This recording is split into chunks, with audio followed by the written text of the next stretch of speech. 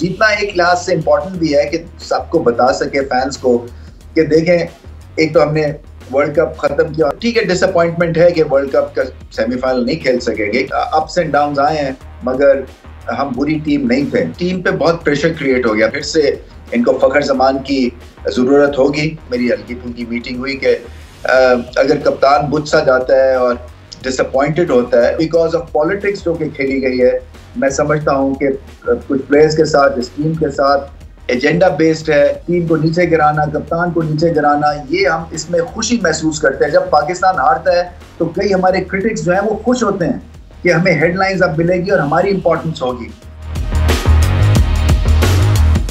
हमारा लास्ट इस world cup का अगर जर्नी का कहा जाए तो आज मैच खेला जाएगा कलकत्ता में और ओबियसली इंग्लैंड के साथ है और इंग्लैंड ओबियसली उनकी भी यही कोशिश होगी विनिंग नोट के साथ जाए और वर्ल्ड कप की क्वालिफिकेशन और चैंपियन ट्रॉफी के हवाले से भी उनकी ख्वाहिश होगी और अपनी ओबियसली एक पॉइंट प्रूव करना चाहेंगे कि हमें चले बहुत मिस्टेक की बट एंड में हमने आके कुछ इम्प्रूव किया। पाकिस्तान के लिए भी बड़ा कुछ प्रूव करने की ज़रूरत है इस मैच के अंदर। जिस तरह कई प्लेयर्स उस तरह परफॉर्म नहीं कर पाए, स्पिन डिपार्टमेंट हमारा इस वर्ल्ड कप में नहीं चल पाया, पेसर ने शायद दुनिया में सबसे ज़्यादा रन दे दिए हमारे, बैटर भी शायद उस तरह बाबर के लिए सेंचुरी ना लगाना इस वर्ल्ड कप में, नंबर 1 बैटर के तौर पे इस वर्ल्ड कप में आए थे।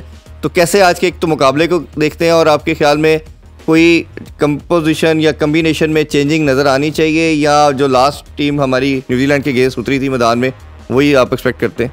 कॉम्बिनेशन तो नहीं, ज़्यादा कुछ छेड़खानी करनी चाहिए क्योंकि आखिरी मैच जीते हुए हैं।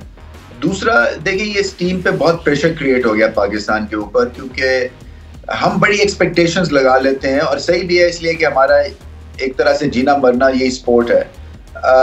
बट ये भी आप कहीं तो कहीं मार्जिन दे कि किसी दिन आपकी बैड लक हो जाती है, किसी दिन ग्रेट कैच आपका पकड़ा जाता है, किसी दिन यॉर्कर जो है वो इनसाइड एज लग के चौका हो जाता है। सो कई चीज़ें जो है ना वो एट प्ले होती हैं। सो हार जीत अभी हमें लेने का तरीका जो है ना वो ठीक तरह से आया नहीं एज अ नेशन। मतलब है तारीफ जब करते हैं तो आसमान के पुल और जब किसी को गिराना होता है तो वर्ल्ड कप में ही गिरा देते हैं। और मुझे आज लगा, एक मेरी हल्की फुल्की मीटिंग हुई कि अगर कप्तान बुझ सा जाता है और डिसअपॉइंटेड होता है, ठीक है डिसअपॉइंटमेंट है कि वर्ल्ड कप का सेमीफाइनल नहीं खेल सकेंगे क्योंकि अच्छी खासी उनकी परफॉर्मेंस रही है बाबर आजम की। देखें 2 फाइनल्स आपको खिलाया उन्होंने, एशिया कप का और वर्ल्ड कप T20 का। सो थोड़ा सा लिहाज मैं समझता हूँ कि कहीं ना कहीं क्रिटिक्स को करना चाहिए कि ये कोई रोबोट्स या कोई पेपर के ऊपर ये क्रिकेट नहीं होती है और पाकिस्तान की गलतियां हैं और उसको सुधारना है और हर क्राइसिस सिचुएशन में एक अपॉर्चुनिटी भी निकलती है।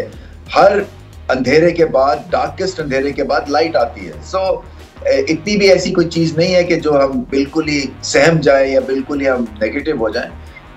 क्रिकेट जो है वो ऊपर जाएगी क्योंकि ये हमारे DNA में है एज अ नेशन।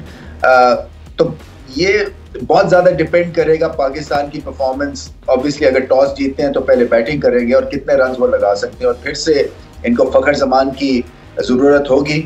और मैं समझता हूं कि नजरिया जो है ना वो यही होना चाहिए कि हमने लंबे स्कोर करने हैं। वो किस तरह से करने हैं वो ऊट पटांग बैटिंग से तो नहीं कर सकेंगे मगर पार्टनरशिप्स के थ्रू, और आप प्रॉपर इसको प्लान करेंगे चाहे जितना भी आप प्लान करें।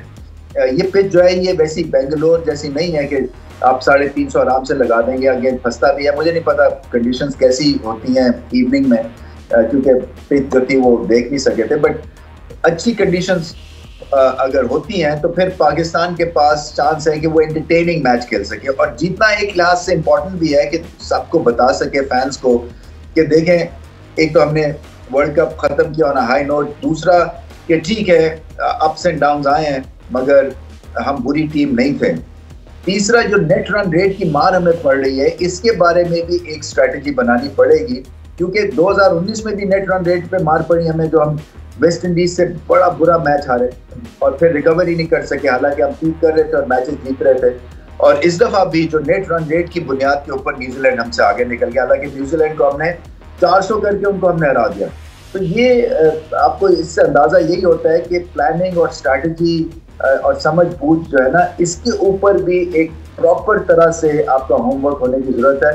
और जब ये वापस जाएंगे तो आई एम श्योर कि जो फॉल्ट लाइन्स है वो डिस्कस होंगी। और जैसे मैंने कहा कि पाकिस्तान को एक नया मोड़ लेना है, पाकिस्तान की क्रिकेट जो है ना वो आज के एक बबल में है 80s के, और एक्सपोज पहली दफा हुई है ODI क्रिकेट में। T20 में एक्सपोज नहीं हो रहे थे बिकॉज वो वहां पे हम इंडिविजुअल ब्रिलियंस और प्लानिंग के थ्रू और एक तरह से सुकून भी था इस टीम के डगआउट में, अब सुकून चला गया है। और ये सुकून गया है बिकॉज ऑफ पॉलिटिक्स जो कि खेली गई है।